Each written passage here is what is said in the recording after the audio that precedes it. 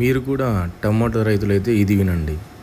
వర్షాకాలంలో టమాటోలో పూత అధికంగా రాలిపోవడం, పూతల మీద చిన్నగా నల్ల మచ్చలు రావడం మరియు అనేక తెగుళ్ళు, పిందె మీద ఎక్కువ మచ్చ, బ్యాక్టీరియా మచ్చలకు కారణము ఈ వర్షాలు పడి వెంటనే ఎండలు ఎక్కువగా కాయడం వల్ల మనకి కాయ మీద మచ్చలు ఇలాంటివి వస్తుంటాయి.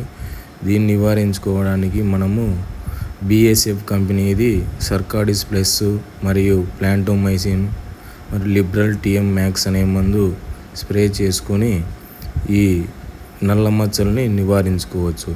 అదేవిధంగా కాయ వెనుకల నల్లగా రూపాయి బిళ్ళలాగా వచ్చే ఈ నల్లటి మచ్చను నివారించుకోవడానికి కాల్షియం అనే మందుని ఎకరాకు 1 లీటర్ లెక్కన మనము డ్రిప్ ద్వారా వాడుకొని మరియు దాన్ని నివారించుకోవచ్చు. అలాగే పిందె బాగా సెట్ అవ్వడానికి మనము కాల్షియంతో పాటు బోరాన్ని వదులుకొని మనం అధిక పిందె, పూత లభిస్తుంది.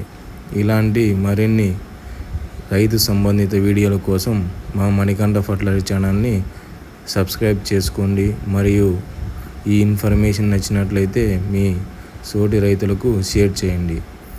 Thank you for watching Manikanta fertiliser channel.